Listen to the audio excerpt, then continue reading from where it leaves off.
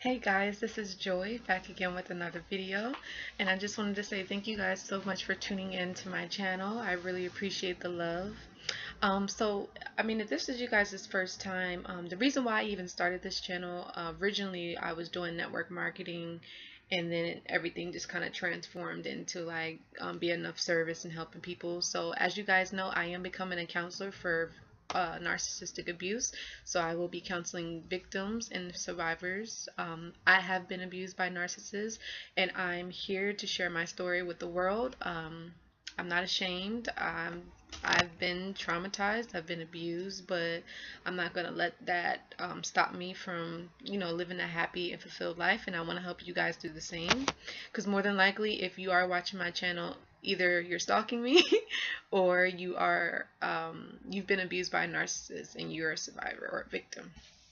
And I definitely have a lot of empathy for you guys. Or you could be a friend too, just watching, just saying.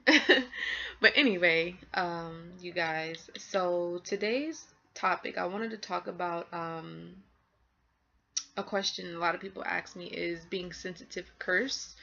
I just wanted to say that's not the case whatsoever. It's actually a gift from God to be able to be sensitive. A highly sensitive person is also an empath. And empaths, I made another video about this, but we have the ability to feel other people's feelings, their thoughts, and their emotions. We can understand how and why someone's feeling that way. We can pick up, we could read people sometimes. It could be off, but for the most part, it is pretty on point. And yeah, you are able to understand people better. You can relate to them, and you can also use your gift that God has given you, and you could be of service and help other people, which is kind of like what I'm doing. The fact that I have been abused by narcissists, I mean, it was hurtful, it was painful. I had to go through a lot of healing, a lot of grieving. And I know they're watching. This is like narcissists apply for them, so I know they're eating it up, but it doesn't matter, because at this point I'm not concerned about me. Yes, I'm still healing, and by me sharing my story, it helps me heal.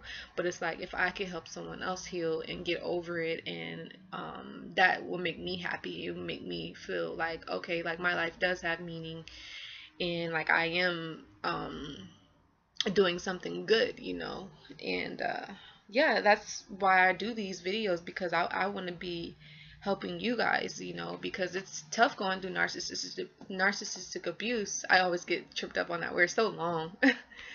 But yeah, it's something that I wouldn't wish on anyone. My aunt abused me for 5 years, and I was dating someone that was abusing me for 4 years.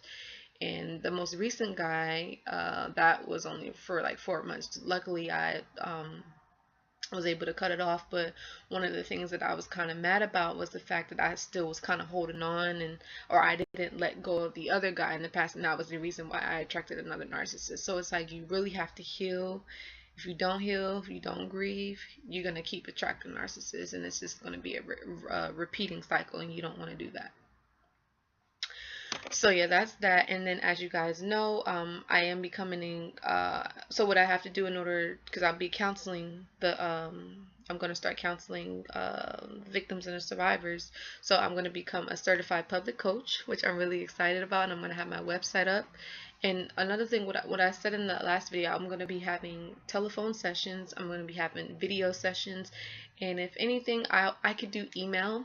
I'm going to consider that. And like I said in the last video, it's going to be a 30-minute session, it's going to be a 60-minute session, and it's going to be a 90-minute session. And I'll have the prices available for you guys as well. So I'm really, really excited. I'm so happy that you guys are following me on this journey. It's definitely been a struggle, just because, and I think this goes back to childhood. I know I'm kind of going away from the topic, but I think, like, even growing up, like, well, my parents, like, I was abused then, but it wasn't like, that they meant to do it. I think it was just probably because they were abused too. So let's go back to being sensitive and how it's not a curse. And and so what I will do is give you guys some tips on how you can not be as sensitive, and how you could learn to manage your sensitivity, because I think that some people think like, oh, if I'm highly sensitive and I could do certain things and that can make it go away. No, like that's your personality type. Just like how narcissists are, that's their mental disorder, that's their personality characteristic, that's who they are. That this is who you are. You are naturally sensitive, you're naturally understanding, you're naturally compassionate, you're naturally you have empathy for others. That's who you are as a person. Can't get rid of it, you could just manage it. And the way that I would suggest, definitely spend time alone, spend time with yourself, recharging. Whether you pray, you meditate, you ask God to help manage your sensitivity and manage, to release and get rid of any energy that's not of you, that doesn't belong, that's negative, and release it away and never come back again. And that's one of the things you could do. Also, reading books about being an empath, highly sensitive people, because we're in this big old world and you can't get away from anybody. You gotta be here. You can't like go under a blanket and be like, oh, forget everybody. No, you have to go out. You have to live your life, and it's like you're gonna be around tons of people. And that's just something you got to deal with. But yeah, definitely study up on it.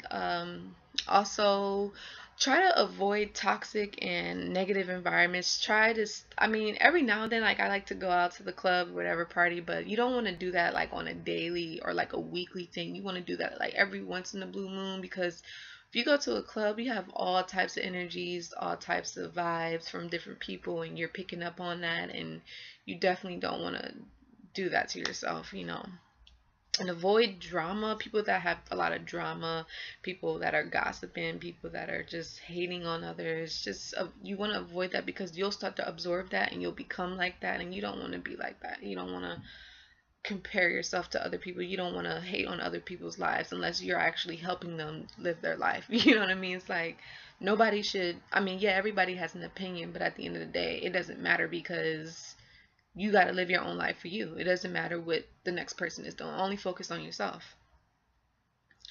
And I have an example of how I felt like I did a good job, because today I was in traffic and this guy, like I think he was just being a jerk, but I was waiting for the light to change, and out of nowhere he comes up to me and he's all like, in America, you know that we're not allowed to be on the left side of the road, like for the car, because I was like, because they're doing construction on like one of the main streets where I'm always going on, and I think I was kind of like over the yellow line, and then I should have been on the other side. And he was all like, in America we're only allowed to be on the right hand side of the yellow line, not the left. And I just looked at him, and I didn't say anything. I just turned back around, and I know he probably was feeling some type of way, because somebody else probably would have reacted or like did what he said to do, but I didn't do anything. I turned away and I just waited for the light to change, and I just moved on. But I noticed that he walked behind my car and he waited there, because I guess he thought that I was going to try to do something to him, but I didn't. But I was really proud of myself, because in that moment I could have like reacted, I could have said something, but I was really in control of myself. And that takes a lot. You know what I mean? Like I've been doing a lot of studying on empaths and how to manage my sensitivity, how to not take things personal. And I've been doing a lot of yoga too. So I've been meditating and finding out about who I really am. And sometimes I'll talk to my Lyft passengers, and they'll ask me, because I'll be like, oh yeah, I'm an empath and da da da da. And they're like, oh, how did you even find out about it? Like, how do you know that that's what you are? And I told them, like, I remember like when I worked at Massage Envy, I don't know, like in the beginning it was cool, but then out of nowhere I just noticed that I started like not like wanting to be around certain people. Like I just noticed that they were kind of fake. They were always gossiping. They always had something negative to say. Just the vibes was just off, and I didn't want to be around that anymore. And slowly but surely I just kind of separated from those people. And it was just weird like going in there, because I knew that they didn't really like me, that they were actually jealous of me, and that they just had this weird thing with me. And I was just like, okay, whatever. And I just decided to distance myself, and they noticed that, and they was trying to get back into my realm, and I kind of like I blocked it off, and they felt that.